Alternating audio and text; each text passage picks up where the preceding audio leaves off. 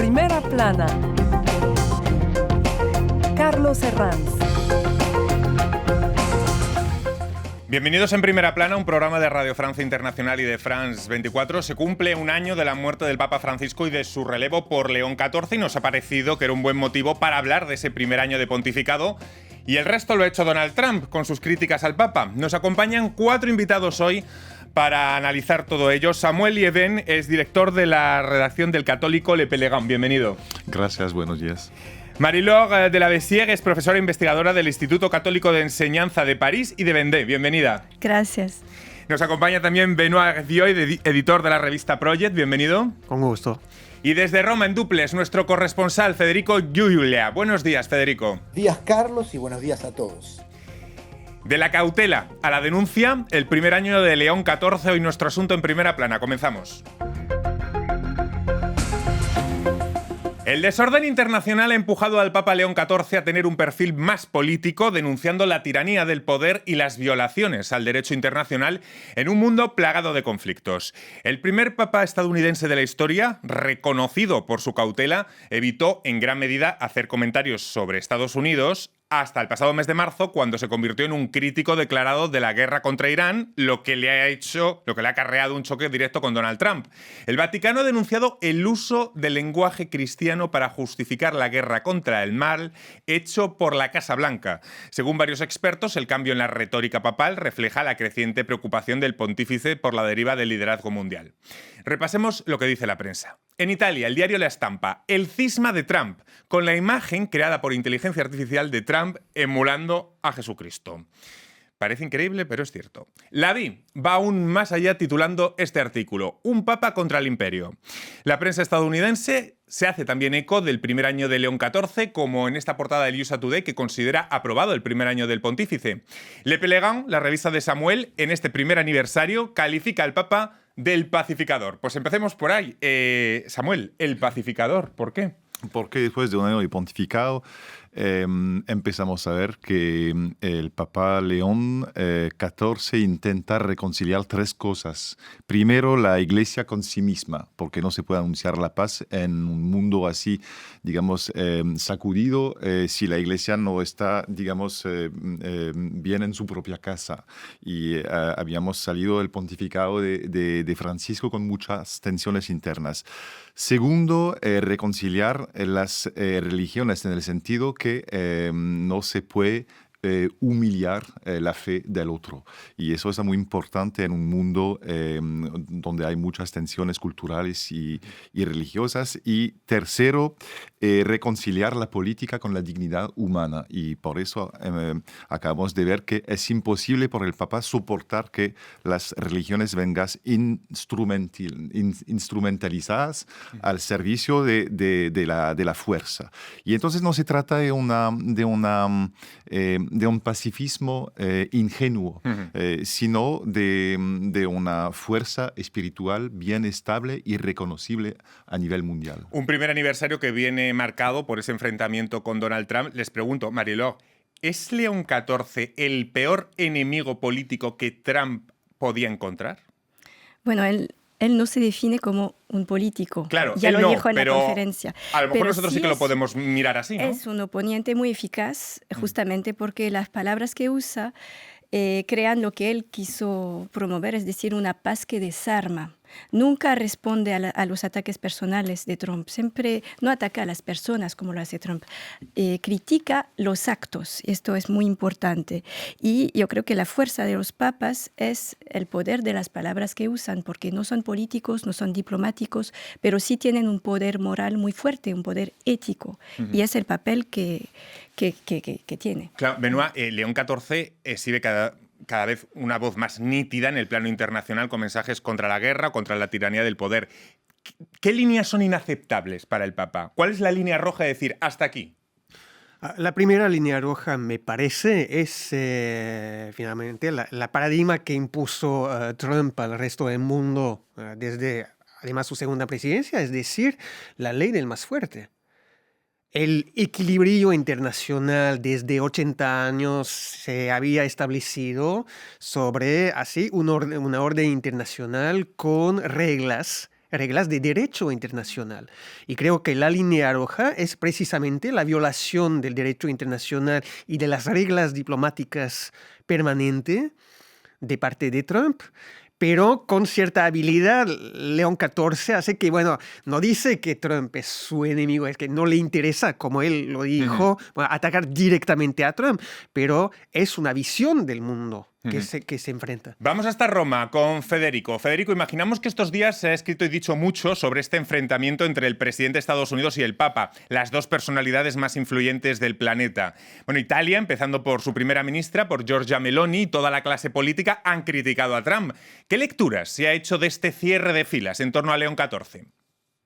Hay que recordar que la Constitución italiana es muy particular. Entre los primeros y más importantes artículos, el artículo 7, y de manera muy clara, se reglamentan las relaciones entre el Estado italiano y la Iglesia Católica. Es el resultado de la historia y no solo de la geografía que a lo largo de siglos acompañaron y hasta mezclaron la italianidad con la Iglesia Católica. Por supuesto, las instituciones, el gobierno, el parlamento, el presidente de la República son laicas, pero esta cercanía, que yo diría sobre todo cultural y sentimental más que religiosa, es muy profunda y muy antigua. Entonces, cuando alguien critica al Papa y lo hace por razones políticas, toda la política italiana, de izquierda, derecha, gobierno y oposición, reacciona casi de manera natural y defiende a su Papa, porque es un Papa que es casi un padre de familia, un padre de la patria y no solo el padre de la Iglesia. Me imagino, Samuel o Mariló, ¿les ha sorprendido esta unidad italiana en torno al Papa? Puede sorprender a los medios porque uno sabe que Giorgia Meloni no comparte todas las opciones del Papa sobre, por ejemplo, la inmigración y entonces sí, puede parecer como contradictorio, pero en el fondo su corresponsal lo explicó muy bien. El Papa simboliza también la preeminencia de Roma en la escena internacional. Es una presencia simbólica muy fuerte. Y es como un papa espiritual de la nación italiana y por eso no se puede, digamos, insultar o tocar al papa como, digamos, encarnación no solo de la Iglesia, sino también de toda la nación italiana. Y en este sentido hubiera perdido muchísimo políticamente si Meloni no lo hubiera defendido. No le hubiera plantado cara. Sí, sí. Mariló. Claro, sí.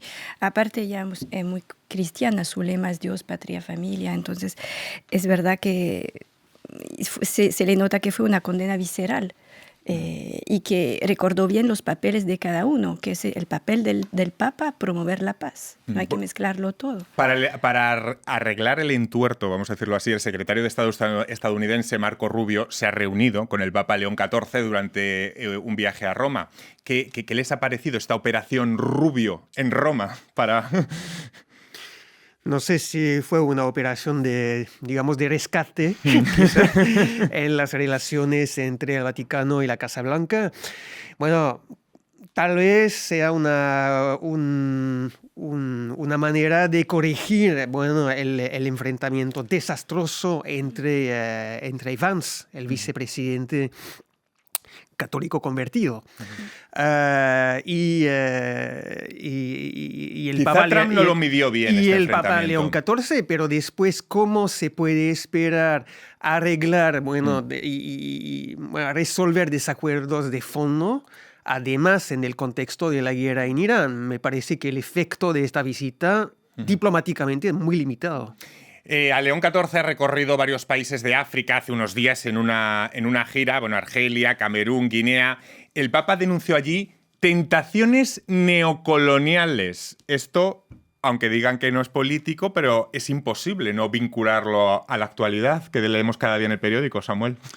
Es que León XIV pertenece propio a su siglo y entonces utilizando esa palabra de neocolonialismo no utiliza una retórica de los siglos pasados para denunciar como un europeocentrismo, no, es porque él es muy sensible a la presencia de nuevos imperios actuales que son militares, digitales, energéticos, y entonces es muy sensible a las explotaciones, a las tutelas económicas y políticas de la China, de Rusia en el continente, y por eso trató de denunciar ese hecho muy contemporáneo. Y entonces no tiene esa carga ideológica del pasado, sino de su capacidad de analizar al escenario internacional muy actual.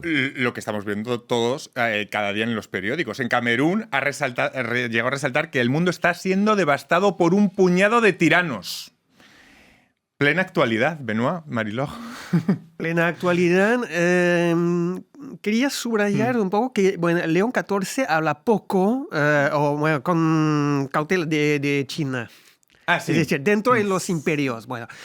Aunque, claro, es que en neocolonialismo me parece que puede ser una doble interpretación entre, una cierta herencia colonialista, que conocemos bien en Francia, además, hacia África, y con así, presidentes como Paul Biya en Camerún, que eran, también la prolongación de un cierto colonialismo, pero también la presencia rusa ahora en los países del Sahel, etc.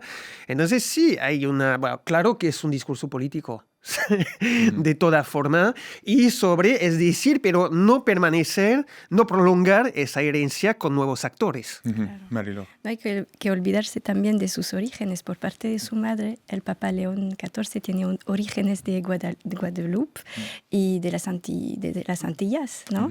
Y entonces esto forma parte de su historia también. Y África es como un compendio de todos estos retos neocoloniales que recordó también en su carta apostólica Direxite, hablando de la pobreza, de que la pobreza no es un problema, es el centro de atención de la Iglesia. Un momento muy fuerte fue la misa que se hizo en Camerún, en Douala, en que se lo vio llorar. Y el evangelio del día era la multiplicación de los panes, y dijo algo muy fuerte, dijo, tenemos que compartir las riquezas. No puede ser que un continente tan rico, en un continente así, una mano tome sin dar. Hay que dar, hay que compartir las riquezas. Hablando de proyección internacional, acaba de pasar por África, tendrá mini gira por España en junio y se está ultimando una probable visita a Francia en septiembre a invitación de Macron. ¿Cuáles son los retos de este Papa a nivel de esta proyección internacional, Samuel, de estas giras que va planificando? Hay unas visitas previstas en España, ya bien confirmado, y también en Francia en septiembre se habla muy precisamente de un posible viaje en París y en Lourdes, pero todavía no ha sido confirmado por el Vaticano, entonces hay todavía que estar prudente con eso, pero eso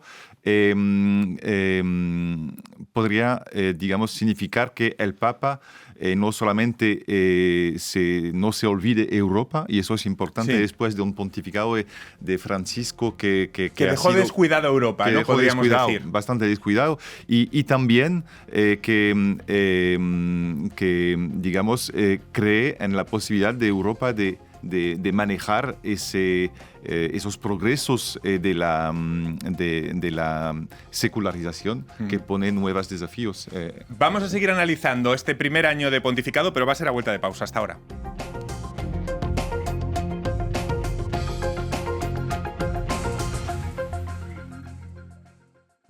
RFI, la selección del mes.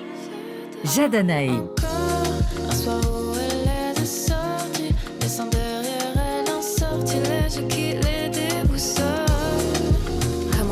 A$AP Rocky et Doechii.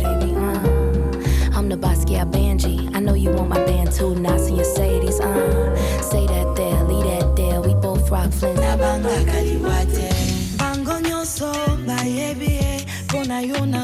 Moissy Mohindo.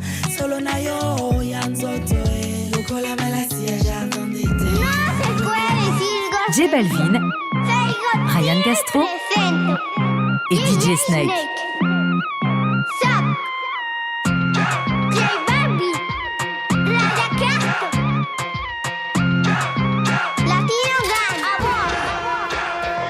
RFI. Tonto, mica tonto. Se cumple el primer aniversario del Papa León XIV y hemos decidido hacer un balance esta semana en primera plana de este primer año de pontificado con el director de la revista Le Pèlerin, Samuel Liévin, con Marie-Laure Delavessière, profesora investigadora, y con Benoît Hervieux, editor de la revista Project, y recordemos que tenemos a distancia a nuestro corresponsal en Roma. Estábamos hablando antes de la pausa de este enfrentamiento con Donald Trump. Y les pregunto, ¿el Papa debe de ser visto como un líder geopolítico? ¿En qué medida? La cuestión de cuándo debe intervenir, cuándo debe hacer valer su voz. Benoît. Valer su voz, frente precisamente a una cierta ofensiva reaccionaria que existe en el mundo a través hombres, porque son mayoritariamente hombres, sí. Presidentes, claro, como Trump, como Milei en Argentina, como Kast ahora en Chile, como antiguamente Orbán en Hungría. Sí, claro que hay una voz que debe afirmarse cuando la cuestión de la dignidad humana está comprometida frente a poderes autoritarios que además León XIV insiste mucho sobre esta noción frente a los riesgos que enfrenta el Estado de Derecho ahora. Claro, porque es una voz que se pronuncia sobre muchos temas no solo en beneficio de los católicos, sino de la humanidad en general. Es decir, aquí el tema, cuando habla León XIV, es que no se refiere solamente a los católicos, entendemos. No. Porque habrá algunos que digan que se meta en sus asuntos de los católicos, pero no es así. Claro, G.D. Vance le dijo que tenía que meterse solamente en temas de morales y de moralidad. Y él dijo, mi papel es anunciar el evangelio alto y fuerte. Y Pietro Parolin dijo también, y lo va a hacer a tiempo y a contratiempo, cuando sea necesario y para la universalidad del mundo, no solamente para los católicos. Vamos hasta Roma con nuestro corresponsal Federico Giulia. Los italianos, a pie de calle, Federico, ¿cómo están viviendo este enfrentamiento entre el Papa y Trump? Lo están viviendo con pasión italiana, casi como hinchas. Hay dos sondeos muy interesantes. El primero dice que el 79% de los ciudadanos están en contra de Trump por la guerra en Irán. Es un porcentaje entre los más altos en Europa. El segundo recuerda que el 51% de los italianos se declaran católicos, es decir, 1 sobre 2. Si nosotros sumamos estos dos datos, nos damos cuenta que defender a Papa León es algo que bastante simple, natural. Además, la polémica ayuda, porque si el Papa habla de paz y Trump hace la guerra, no cabe la menor duda dónde uno y dónde los italianos se colocan. Y cuando el presidente del país más potente del mundo ataca a un hombre y a un símbolo desarmados, la hinchada rechaza ese acto de prepotencia. Muy bueno el símil futbolístico, que a lo mejor en el caso italiano está muy, muy bien traído. Vamos a analizar, si les parece, lo que es este primer año de pontificado, y quizá podríamos empezar por las instituciones. Tras un año, Samuel, Marie-Laure, León XIV ha comenzado a alinear la curia romana, vamos a decir así, con su visión. Es decir, el Papa está configurando el gobierno de la Iglesia con un equipo propio al que le está dando más valor institucional respecto a lo que fue el pontificado de Francisco. Samuel. No hubo purga hasta ahora. Sí. Ya podemos ver que León XIV no es un hombre tan impulsivo, tan volcánico, tan personal, digamos, personalista como lo fue Francisco. Nos recordamos de las 15 enfermedades de la curia que habían choqueado muchísimo, digamos, hasta la opinión católica conservadora, como puede un papa criticar así sus propios cuadros dentro de la iglesia. Y entonces no es la forma de hacer de León XIV, que es mucho más institucional y que tiene la intención de utilizar las instituciones que existen desde hace mucho tiempo para gobernar. Es un hombre que cree en las mediaciones, en las instituciones, y entonces ya conservó el primer, servidor de todos, que el primero de los cardenales, que es el cardenal...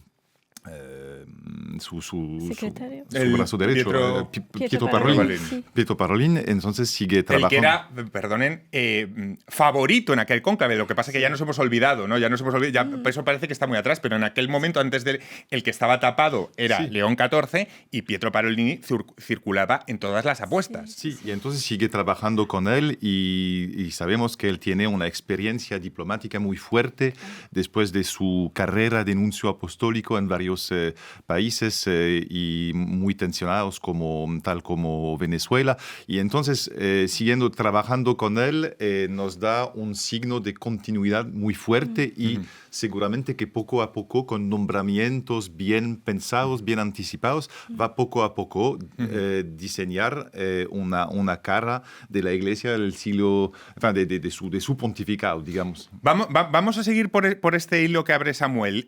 Diferencias y parecidos con Francisco. ¿Qué cambio de estilo dirían que ya son visibles o palpables un año después, Mariló? Sí, yo diría que el fondo no cambia. Siempre está en la herencia de Francisco, siempre lo homenajea, lo recuerda.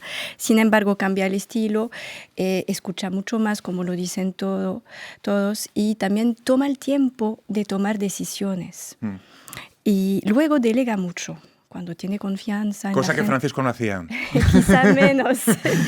y bueno, pero tiene palabras fuertes, incluso a la curia, cuando les habló a finales del año 25, les recordó, o sea, no bajó el nivel de exigencias de Francisco. Pero tampoco. quizá les pregunto, Benoît, ¿esquiva León XIV cuestiones que fueron centrales en el pontificado de Francisco, como el papel de las mujeres o los homosexuales, temas divisivos en la Iglesia, como estrategia interna de cohesión? ¿León XIV está intentando evitar ciertos temas o no?